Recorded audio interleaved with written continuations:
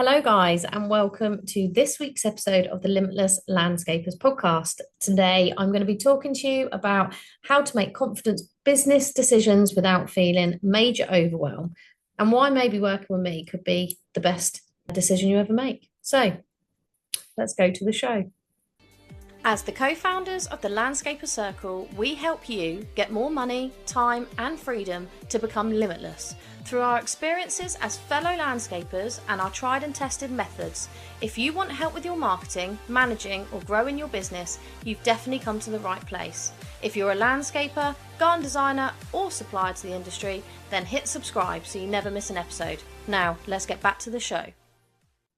Hello, guys, and welcome to this week's podcast. How are you? I am currently back in Thailand and currently recording this from Pattaya. It's been a crazy few days, and I realised I needed to record the podcast before any of the posts go out this week about it. So here I am. Anyway, hope all is going well. I've heard it's raining back in the UK. Definitely isn't that over here. But anyway, what I wanted to come on and talk to you about is how you can make confident business decisions without feeling massively overwhelmed in your landscaping or garden design business. Now, it's not unusual to feel overwhelmed. I speak about it quite a lot, and it can lead to procrastination and not making any movement in your business. But what was interesting is over the Christmas period, I reached out to quite a few past clients of mine just to see how they were doing, really, because a lot of them became pretty good friends as I was working with them on their business. And then obviously when I stopped working with them, I've lost a little bit of contact with them. So I thought I'd reach out, find out what's going on, how they're doing, how the business is, and generally an update on their life, which I love it because I love when people come back to me. And one of my clients did. And interestingly enough, he had been working with other coaches, and he said both were a waste of money, mainly because they didn't understand their business and they didn't care enough about their business. And it kind of resonated with me because I constantly explain why I like and enjoy working with you guys on your businesses, mainly because I've pretty much been there and done that. The last 15 years of my life has been spent running, marketing, and basically growing and degrowing a landscaping business myself. And I really enjoy helping others. And most of my coaching is very much tailor-made to you guys. So it's not a one size fits all. It truly is not a system of you do A, B, C, and D, and then you'll get E. No, it's completely tailored to you. And in doing so, and by working one-to-one, I make it very personalized to you. And also I end up becoming pretty much a friend or a therapist or both. But I wanted to bring this to you because I'm not saying that all mentors are bad. Absolutely not. All mentoring is going to improve your business in some way anyway, but some might not click as well as others. Now, why is it important for you guys as landscapers to get help sometimes? And that could be from a coach, a mentor, someone that you're getting to work on your behalf for, so subcontracting, etc. And it's basically to help you do the things that you possibly don't enjoy. Maybe you are feeling quite isolated and alone. That's what a lot of business owners do feel like.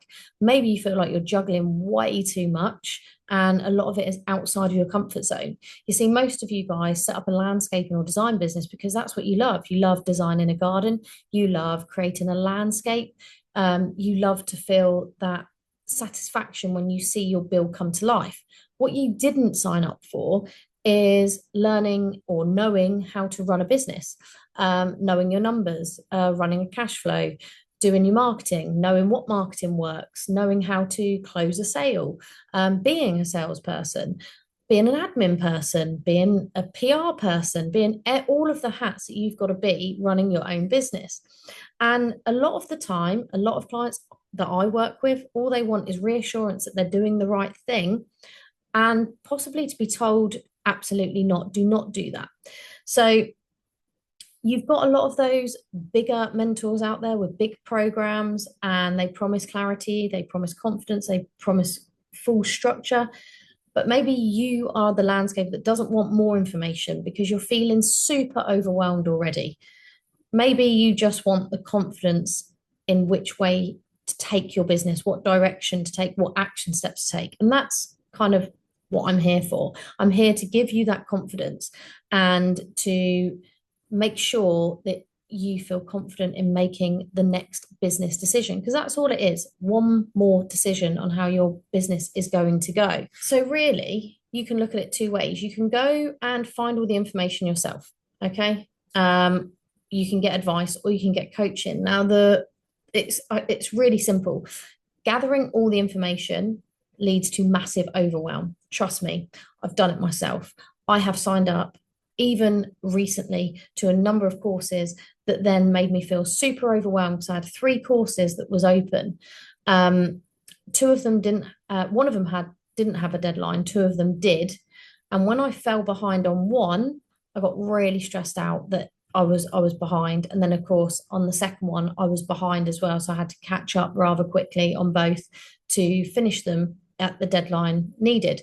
Now, the point being, I was given lots and lots of information, and now I have to implement it in my business. So currently I have a stack of action points that I am working through to action it all in my business. But essentially the overwhelm is still there because I have so much to action. I've been given so much information, which is great. It's been invaluable and it's been super helpful, but a lot of it is generic, not tailored to my business. And a lot of it just makes me feel very overwhelmed because there's so much you could do in your business. And I think that is the problem when you are just going looking for information. I still have one open course that I'm not even halfway through yet, that I was hoping to have finished and launched or actioned the desired goal by the time I went away to Thailand now. And that hasn't happened. But we digress, we will continue. Then you have advice, right? And you can get advice from everyone. You'll probably get advice from your other half. You might get advice from your mum and dad. You get advice from your peers, your work colleagues, maybe even someone that you look up to. But it's all just advice, right? And it's not necessarily tailored to your business. People might not understand exactly what goes on in running a landscaping business, growing a landscaping business, building that business up to where you want it to be. So why I believe coaching is the way forward is because it's more context driven. It is based on your business, not the theory of business. And we adjust in real time because I work only one-on-one to make it very tailored, very adjustable, and we can tackle any problems as soon as they come in. So the key point I want to get across here is that landscape businesses do not need more ideas. You need more help applying the right idea and the right actions to your business. And another thing that I wanted to bring up is that industry experience isn't just enough on its own. So there are plenty of people out there who are business coaches, generic business coaches, and there's a few of us out there who specifically focus on the landscaping or trade industry. Now, some mentors genuinely know the industry and have worked, in the industry. They've lived and breathed the industry. But as their programs grow, the personal support may disappear or begin to disappear. And that's the difference. Like, being in the industry matters, but being available is much more important. And this is exactly why I work one-to-one with you guys, because I can be available to you. I am on hand in Slack. We can tackle real problems in real time. And I'm just generally more personable because I'm there for you. You are not a number. You are a person. You are a business. And I am truly dedicated to helping you grow. Now, something that came out of my last couple of sessions with two clients separately, but a similar thing, is that I was helping them step outside their comfort zones and to stop catastrophizing within. So one of the issues is around part of my client's business, and he began catastrophizing everything. So we'd already before Christmas decided the plan of action, the action step to take. Yet between Christmas and when I had my next call with him, he had catastrophized the entire thing and simply did nothing because he was like, I'm really worried. Like he was genuinely concerned and bringing up all the problems, making them really big so that no action was taken. And I had to just say to him, you are just feeling really uncomfortable because the thing that we're doing is going to push you way outside your comfort zone. So your brain is going to try and keep you within your comfort zone and tell you all the reasons why you shouldn't be doing that action. Okay, it's going to be telling you the worst case scenarios, which is why he was catastrophizing. And so I had to rein it back in and say, I'm sorry, but just because you're going to take this action does not mean that action determines the rest of your business. We can make decisions after this particular action has happened. So he has now done the action, and then we're going to review it next month. So on the consequences of that action, what's going to happen then? What are we going to make decisions on? And again, that's what I'm there for, to discuss, bounce ideas off.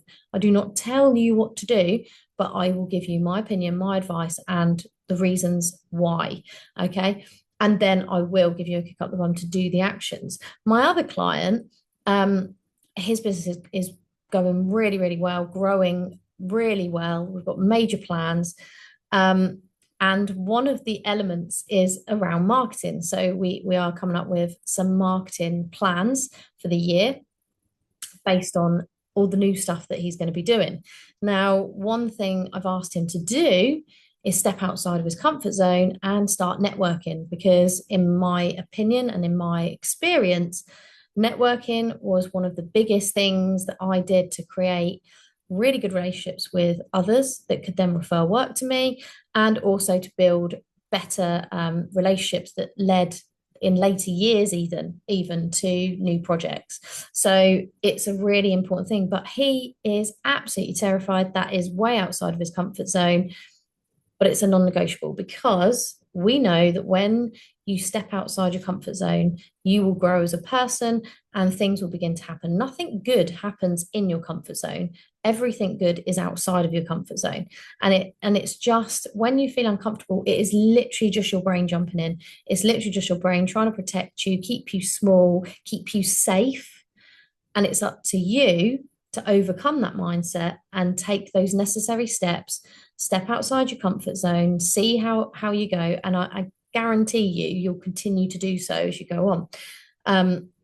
You either do that or you stop altogether and you avoid the action. You stall and you stop, and your business also stagnates. So discomfort does not mean danger. It just means your brain is trying to scare you into staying small. So we treat it like it's a danger, but it's not. Now I'm going to give you a practical exercise to do with all this. And this is going to be good for you if you are feeling a bit like, I'm not sure what to do, I've got decisions to make, help. So either you can pause this and come back later when you've got more time to listen and do this particular task, or you can just write it down now and do it later. It's up to you, or do it as I'm going through.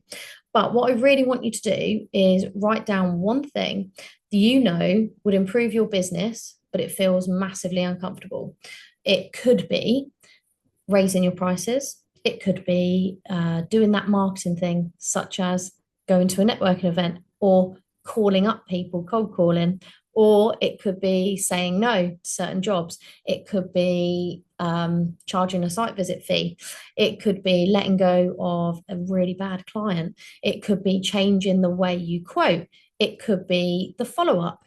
It could be anything that makes you feel uncomfortable, but you know it would improve your business. Just one thing, write it down. The second step is write down what your brain tells you will happen if you do this uncomfortable thing. So usually your brain will start trying to protect you by telling you all the bad stuff. So it will say things like, oh no, if I raise my prices, I'll lose all my work. It might it might tell you that your clients will think you're greedy and you're overpricing, and again, you won't get any jobs. Maybe if you think by saying no, the phone will stop ringing. Maybe if you say no to jobs and turn jobs down, then you won't get any new jobs in the door. Maybe you think you're going to make an idiot of yourself going to a networking event with other people. Maybe you think it's embarrassing if you call someone out of the blue to say, hey, did you know we're working with architects and I'm a landscaper and it'd be great to meet you and you're in my area and stuff like that. If all of these things make you feel uncomfortable, that's the kind of things your brain's going to tell you why you shouldn't do it. So number 3 is ask this question: is this uncomfortable, or is it genuinely catastrophic? Is it generally going to ruin your business? I'm guaranteeing it's just going to be uncomfortable, but it's up to you. I encourage your honest opinion on that. You may think, yes, it is going to ruin my business. I'm not doing it. Or you may think it's just super uncomfortable and I'm really struggling to do it. And number 4, I would like you to write down a middle ground outcome. So not the best case, not the worst case, just a very realistic outcome. And this should help calm your nervous system. And then you should be able to take action where possible.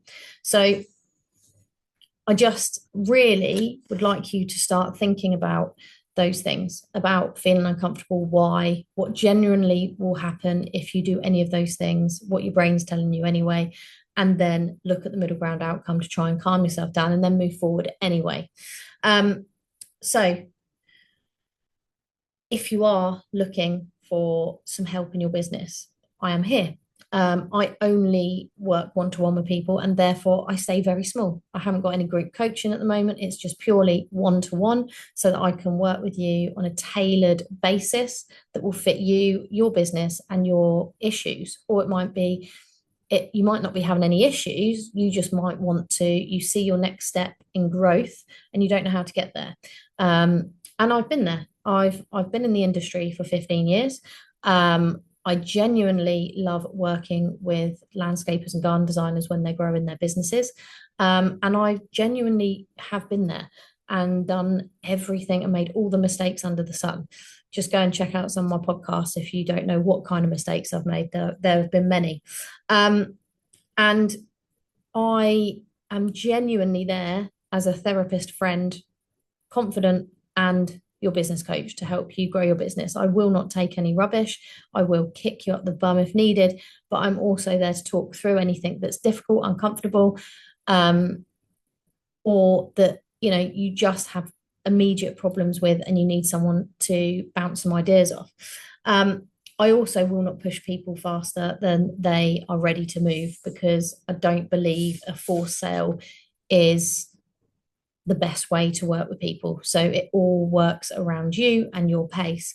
So if you want support that's personal, grounded, tailored to your business, well, don't look any further. You know where I am. And if not, if that's not for you, that's fine. I hope today's exercise has been helpful.